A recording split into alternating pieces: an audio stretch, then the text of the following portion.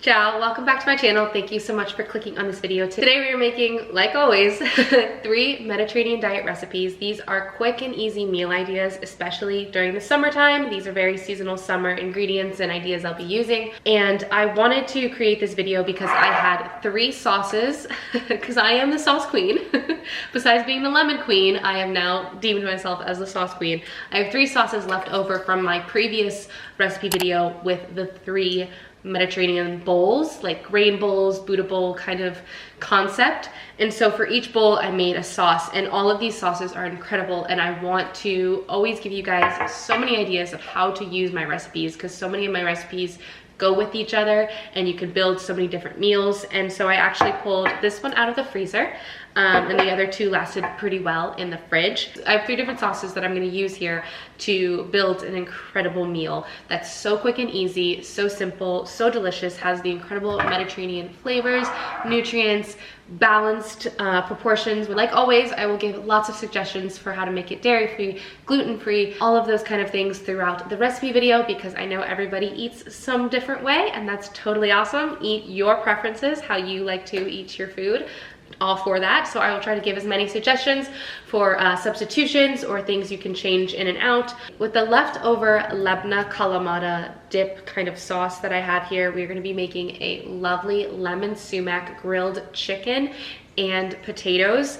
I think it's grilling season. It is June. It is gorgeous out, so I am all for grilling. I love grilling. I was actually eating this throughout the week with just some carrots and broccoli and using it kind of like, as an American, you'd understand this, kind of like ranch, but I think it's just such a creamy, yummy, delicious, so many flavors going on here kind of thing. So I think it'll be great to dip those potatoes in, dip the chicken in it. Then we're gonna move into making a pizza with this Harissa tahini. I'm gonna whip up some whipped ricotta feta, keep it super simple with some Za'atar, some pistachios, and make a lovely, light and simple pizza, and drizzle on some of this Harissa tahini on top. And lastly, we're gonna use the sun-dried tomato pesto with some cherry tomatoes, also known as Tahini, in a pan, and make a lovely, quick and easy seafood pasta. I love calamari. I think it's underrated. It's not a seafood I feel like is used enough. And so let's hop into the first recipe. So I have my grill pan preheating because I don't have a grill. So we're heating that up. Gonna try to get it as hot as possible for this recipe because I am making lemon sumac grilled chicken and potatoes. Like I said, love the grill. Can you make this recipe in the oven? Absolutely. So I pulled out my favorite recipe for chicken, and this is yogurt lemon sumac marinated chicken, or something like that. I don't know what I have it named as on my website, but it is by far, if you don't like chicken breast, if it's never juicy enough, it's never moist enough, you have to marinate it in yogurt. The yogurt just has so many properties that breaks down this chicken to keep it so moist and just so tender and amazing. And I love chicken breast, and this also packs so much flavor. The flavor really sticks into the chicken, so you don't feel like you're eating chicken, you're just eating something so delicious and juicy and flavorful. So if I have to recommend one way of making chicken for the rest of my life, for the rest of your life, yogurt. I actually used leftover Lebna. It's what I had left over, so I just used it in this instead of regular Greek yogurt. But no matter what, I really recommend it being whole milk and plain. And I just have some sumac, some salt, some lemon juice, lemon zest. It's so simple. Sumac and lemon pair so well together. Sumac is one of my favorite spices of all time. So underrated. It's kind of like lemony and a little bit of peppery bite. It's just delicious. It's just so good. So I have the chicken out now. I'm gonna bring it a little bit closer to room temperature. I don't want it too cold for going on the grill because I want to get a nice beautiful sear, and I want it to cook all the way through. And then I have some miniature baby red potatoes here. You could also use Yukon Gold. Those 2 are kind of my favorite for either roasting or, in this case, grilling. I boiled them for about 12 minutes until you could stick a fork in them, and the fork comes out super easily. They're pretty much cooked all the way through. So I'm also gonna go ahead and just add these straight onto the grill pan, and take the bottom of a cup and smash them so that they can get slightly charred and open up a little bit, because after they finish grilling, we're immediately gonna toss them into this oil, lemon, sumac mixture. Basically the marinade minus the yogurt. And then, so once they're freshly grilled, super hot, toss them in with the oil and the lemon and everything, and they just absorb so much of that flavor because they're so hot. They're just gonna be kind of drenched in oil in the best possible way, but this lemony sumac oil. Then to go with everything, we're gonna dip it into the potatoes into this Kalamata Lebna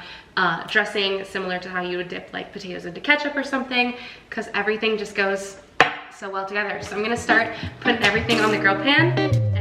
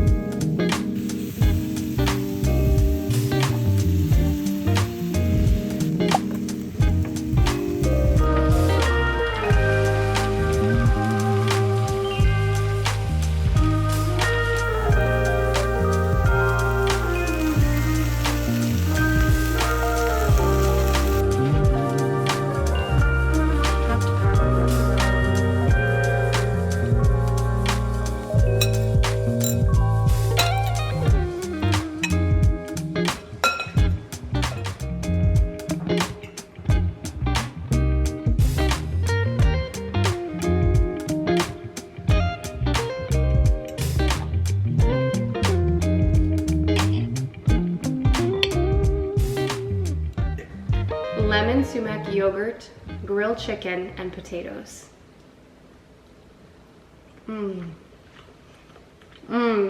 It's so bright. And then that tangy, creamy Lebna dressing on top, sauce on top, dipping sauce for these potatoes. That's just enough goodness to this whole entire dish. Like, I'm not joking when I say this is the best chicken recipe ever. So much flavor, so easy, simple ingredients. I mean, this is also a perfect recipe to meal prep and have on hand and just reheat in the oven or the microwave. Even though this is such an amazing recipe grilled, you don't have to grill it. You can definitely just throw this whole entire recipe on a sheet pan in the oven. It'll be ready to go, and you can prep the potatoes in advance. You can prep the chicken in advance. This is even kind of a good dish kind of cold the next day, because I mean, there's just so much flavor. It doesn't even really need to be reheated. This is so good. Let's make some tomato pesto squid pasta. So I kind of already made the pasta, so I'm gonna talk about it as I plate it up, because I'm a little bit on a time crunch today filming this video. Not gonna lie, cannot wait till I have my own kitchen. So this is some lemon linguine. So nothing is better in the summertime like fresh tomatoes. And my favorite type of tomatoes is Tahini, aka little like cherry tomatoes, flavor bombs, but they're not like normal cherry tomatoes that we see in America, kind of grapes. They're really super round like this. These are Tahini, that's what we call them in Italy, and they're so full of flavor. What I usually love to do is just saute some fresh tomatoes in some olive oil, shallot or onion, garlic, and kind of make a sauce, a fresh tomato sauce. Throw in some white wine, let it all cook down, and then what I use to really flavor this up is that leftover sun-dried tomato pesto. And that just brought in more tomato flavor, as well as from those sun-dried tomatoes, some saltiness. You get that herb action from that basil that was in that pesto, on top of that crunch and that nuttiness from the lovely almonds. And I feel like a super underrated and honestly cheap seafood is calamari, aka squid. I feel like I only really see calamari in a big seafood dish with like multiple other seafood types of like other shrimp and clams and all that stuff. Or I see it fried, of course. Calamari is delicious. Are you kidding me? That's what most of America knows calamari as, is those fried, breaded, delicious rings of goodness. Don't get me wrong, calamari is so good. But I wanted to make it in a more fresh way. I wanted to highlight how incredibly easy and simple I think calamari is to make. Maybe a little bit not made as often, because it can be kind of rubbery, similar to like octopus or shrimp. And if you just simmer it ever so slowly in this sauce that we made in the saute pan, they don't get too rubbery. And so if you don't have that tomato pesto ready to go, but you really want to make this linguine dish, because it is honestly incredible. I've already stolen a bite. I really recommend then you could use maybe some regular jarred tomato sauce, and then just, you know, throw in some basil to cook down with it for some aromatics, and maybe even chop up some sardine and put it, not sardine, did I say sardine? I meant anchovy. Caroline, where is your brain today? Guys, am I making all these mistakes? I feel like I'm making so many mistakes already in this video, and this is only the second recipe. So anyways, you just get kind of a really, really nice quality or tomato sauce. And then I'm talking about just like flavoring it up. That's what my mom used to do. She would buy like some just 100% tomatoes in a sauce, and then you add basil, big basil leaves, garlic, all kinds of aromatics and stuff, and let it cook down and simmer, extra olive oil and all of that, and you kind of flavor your own sauce. So there's a way to make this kind of quick and easy if you don't already have the pesto ready to go. And I'll leave that in the notes for this recipe if you'd like.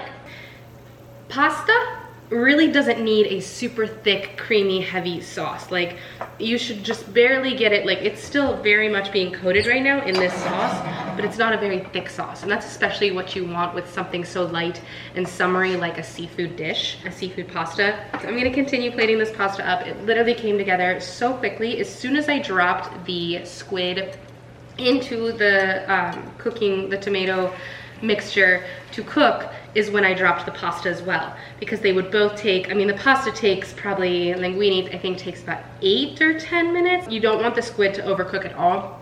I simmered the squid in that pasta sauce, and it comes together in about like 10 minutes, because overcooking it just makes it so rubbery.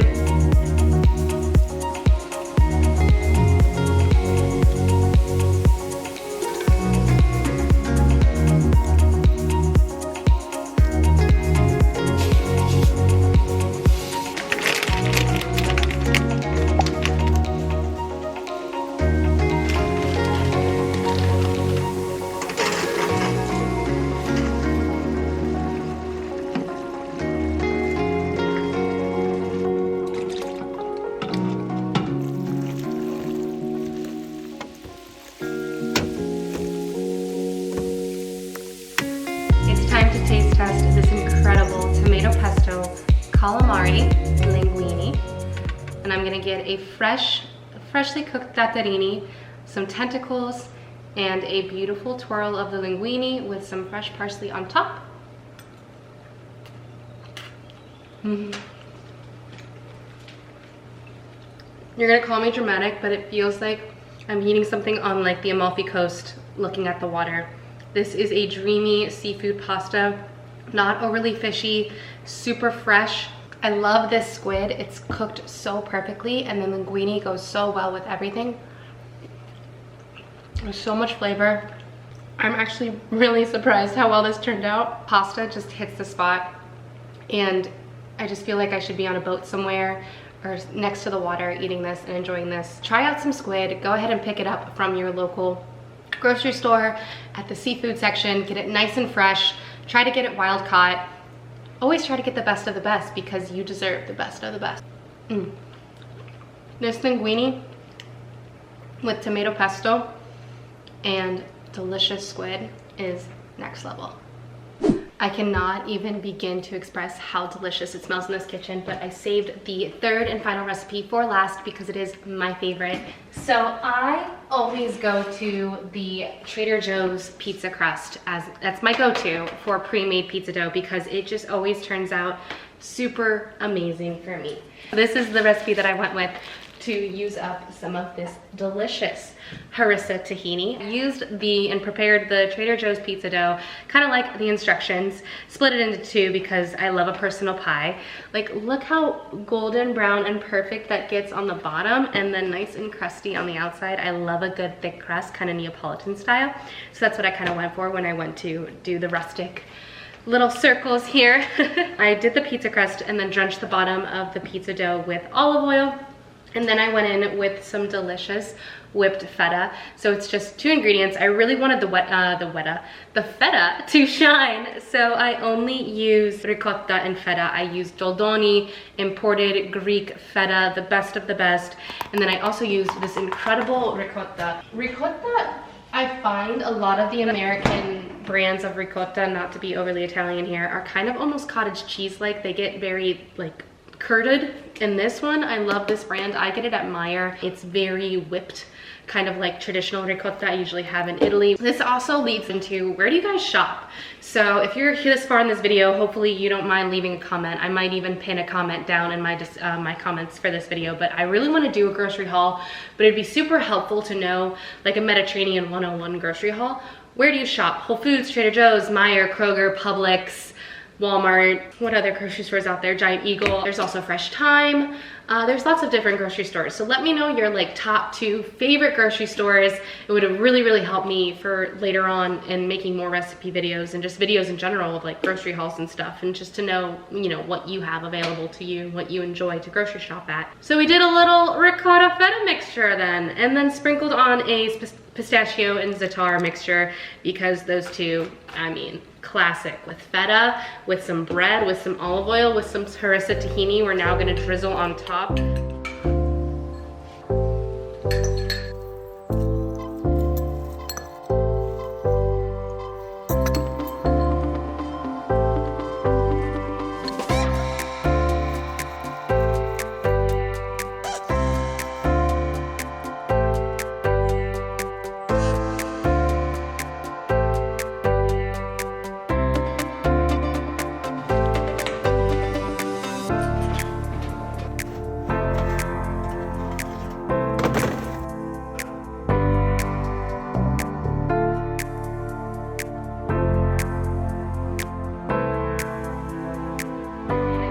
I feel like I get manic at the end of all my videos, because I do, because I run out of time and I need to get out of this kitchen and go move on with the rest of my day.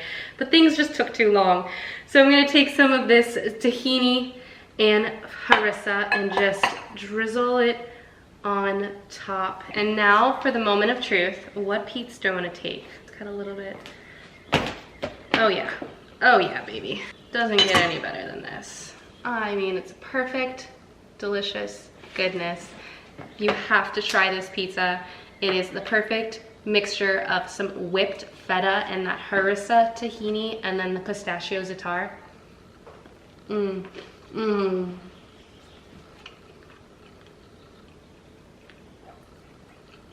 Pizza's the best food in the world. The spicy harissa with the nutty tahini, and then the feta with that briny, salty goodness. Everything pairs so well together. The Trader Joe's pizza crust is a total winner. The feta is the best part. I'm sorry, I have to say it. I could eat a whole container of that feta. You have to try this pizza. It's so good. I'm gonna finish this pizza. Leave a comment down below, like I said, about where you grocery shop, but also which recipe you're most excited to try. Hopefully I gave you some delicious summertime quick and easy meals using up ingredients and recipes you might already have in your fridge from past recipe videos. All these ingredients you see me use over and over again because these are a lot of my pantry staples. Oh, there goes the sun behind a cloud. I think that's my cue to say thank you so much for watching. I want this next bite, but I'm not gonna talk with my mouth full. So if you haven't already, please subscribe and like this video. And until next time, I hope you create a very zestful day. Ciao.